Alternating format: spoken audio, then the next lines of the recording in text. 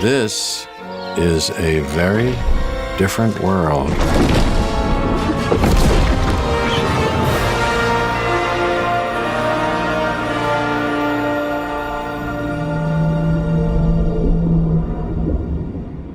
Hey everybody, Factosaurus here. As many of you know, in Frontier's latest financial report, it was confirmed that a third Jurassic World Evolution game is currently in development and is set to release in the fiscal year of 2026 to coincide with the release of Jurassic World Rebirth. So yeah, this thing is coming soon. That's why, in today's video, I'll be talking about my opinion on a third game, what mechanics it needs to be better than its predecessor, and my personal species wish list. So with all that out of the way, let's get started. Of course, let's start off by talking about my opinion on the idea of a Jurassic World Evolution 3. Well, in all honesty, I don't think that it's really necessary. Jurassic World Evolution 2 is an amazing park builder in my opinion. I really don't see why they couldn't have just kept updating this one to include all the stuff that the fans want. Most requests, other than a few specific ones, seem like they'd be quite simple to add to the game either as paid DLC or via the free updates. However, I'm not entirely opposed to the idea of a third installment. I just think it needs some major improvements in order for me to truly believe it was worth purchasing an entire game. So, I've compiled a list of new game mechanics that I think need to be part of Jurassic World Evolution 3. So, without further ado, let's get started. First and foremost, modular building will not be on this list. This is because it would be such a drastic change in experience for all the casual players. One of the main appeals of the Evolution games is their easy and fast building system. Plus, I think modular building in this next game would automatically destroy the appeal of Prehistoric Kingdom, and I don't want that to happen. So now, moving on to my first actual entry in my wish list, a pterosaur animation overhaul. The pterosaurs are currently the most bland animals in the game, with them only having very basic animations like flying, eating, and sleeping. Specifically, I'd love to see some social animations for them. Without social animations, the pterosaurs just seem so lifeless compared to the other animal types in the game. This would just make them feel so much more alive and make me want to use them more. Of course, I'd also love to see some walking animations for them as well. If not for all of them, Frontier needs to at least do this for Quetzalcoatlus. An animal of that size just shouldn't be flying around 24/7. Plus, some real-life studies show that Quetzalcoatlus was actually probably more specialized to hunt on the ground rather than in the air. Next, I'd love to see a better building system for the lagoons and aviaries. The current way in which you build the aviaries and lagoons is very obnoxious and clunky.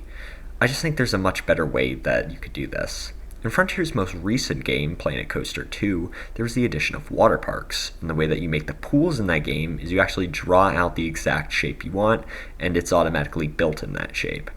I think that this would be perfect to do with the lagoons. I'd also like to see a natural variation with no fence surrounding it. As for aviaries, I think that instead of just combining a bunch of domes together, you should be able to increase or decrease the size of the aviaries. That way it's still got a nice spherical shape and it can be big enough for a ton of pterosaurs to live inside of. Next is no building constraints. I think it's apparent that the bane of every sandbox builder's existence is building and terrain constraints. However, I don't think they should be completely removed from the game. Like for the campaign and challenge modes, they should stay on for gameplay purposes, but I think there should be a setting in sandbox mode to turn them off so that way we can build some truly amazing parks. Continuing with our building theme, I think there could be more tools to decorate the land environments. To start, we need more dramatic terrain tools. We should be able to easily make massive mountains and canyons for our dinosaur parks. These could also act as natural barrier systems, as no dinosaur should be able to climb a steep cliff face. Then, we need waterfalls. These should just be nice scenery items to have in our enclosures to really make them feel more natural. Finally, we need all-terrain paints on all maps. Much like in real zoos, we should be able to have a snowy habitat in the middle of Texas. We shouldn't be limited to terrain paints that are native to the biome in which we're building. My final wish in regards for building is that we need more guest attractions. We should be able to have the Raptor Paddock and T-Rex Kingdom from Jurassic World, a river cruise, botanical gardens, petting zoos, miniature aviaries for animals like Archaeopteryx, aquariums, and museums. There's probably more attractions that people want, but you get the point I'm trying to make. This is part of the game that is severely lacking, and that needs to change. Next, I'd love to see a more developed combat system, specifically for the herbivores. This series needs to stop treating herbivores like they're weak and can't defend themselves against carnivores. The hadrosaurs and sauropods in particular need a serious buff. Hadrosaurs should be able to, defend themselves, and sauropods should be near invincible. Also, pack hunting needs the opposite treatment and should be seriously nerfed. There's no way in this world that 2 velociraptors would be able to take down an adult Tyrannosaurus. This next one 100% needs to be in the game, no matter what. That being a longer, more developed campaign. The storyline for a game should not feel like a tutorial. Those types of levels have a very special name. Tutorial! Then, finally, we have the big one. Baby dinosaurs. This is a must in Evolution 3. I know a lot of people are saying that they won't have enough time to implement baby models for all the animals, but what you guys have to realize is that this game has probably been in development for a long time, so they probably do have at least half of the baby models done by now. This is just an amazing feature that needs to be added to the game eventually. And now that we've gone through all the gameplay stuff, let's move on to my species wish list. Just a quick note, most of these are Cenozoic animals. I think the game is pretty set on Mesozoic species, so they'll actually be in the minority. So why don't we start off with those Cenozoic animals? Obviously, we need Smilodon, as it's a canonical creature that wasn't added in any DLC for the second game. Plus, it's also a very popular animal from this time period, so that's also a reason why. The popularity thing also applies to Mammothus, Coelodonta, and Titanus. These are all the Cenozoic creatures that the public knows about. However, I'm not done with them just yet. Apiornis, or the elephant bird, is another Cenozoic bird that I'd love to see along with Titanus. And then an even more unique Cenozoic bird that I'd like to see is Argentavis, which would be a fantastic, incredibly unique addition to our aviaries. Paraceratherium is a lesser-known mammal, but still a very cool one. While it's as tall as a giraffe, this animal is actually a paraceudactyl, meaning it's more closely related to rhinos. I'd also love to see Leviathan, the giant predatory whale that lived alongside the megalodon. To end off my Cenozoic list, I'd absolutely love to see Titanoboa. A giant snake would be an incredibly unique addition to any park, and the fact that it's a piscivore makes it stand out even more. Next, I want to talk about a couple of Paleozoic animals that I'd want to see. The first of those being Helicoprion, a cartilaginous fish that lived during the Permian period. It'd just be nice to have another fish alongside Dunkleosteus and Megalodon. Then I'd also want to see Innistransavia. This was the largest gorgonopsid that we know of. It would have been a truly formidable predator for any land animal during its reign in the late Permian.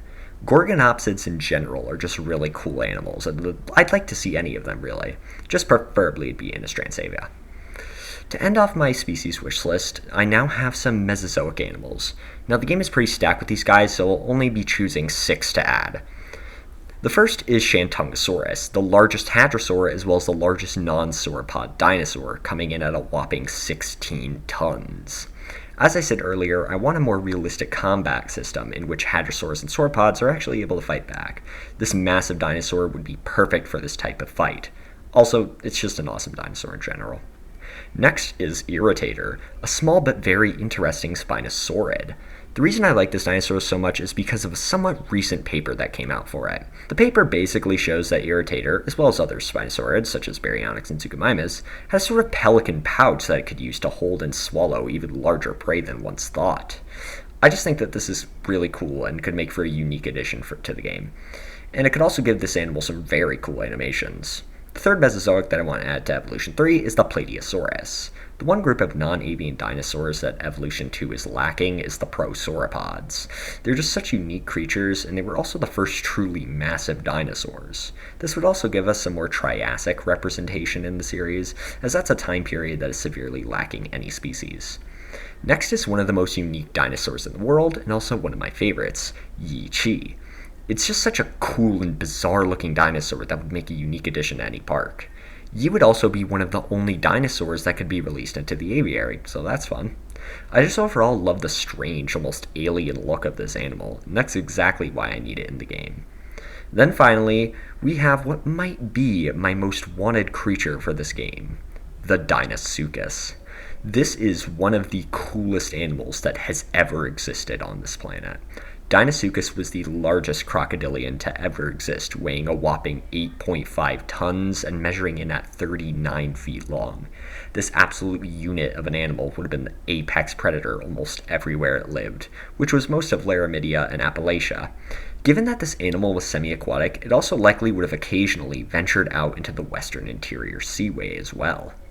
Deinosuchus also had one of the strongest bite forces of any animal, with a wide estimate between 18,000 and 102,803 newtons.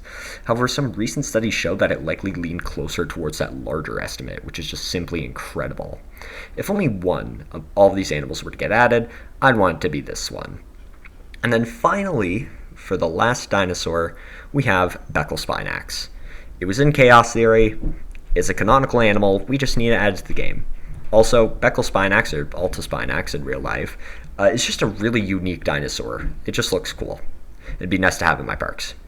But anyways, guys, that's going to do it for today's video. I'm a little doubtful about this game, but I believe it can truly be great if it manages to pull enough of these additions off. But what do you guys think? Are you excited for Jurassic World Evolution 3? If so, let me know what you want added to the game in the comments down below. And with that, I hope you all have a wonderful day, and I'll see you in the next one. Bye-bye.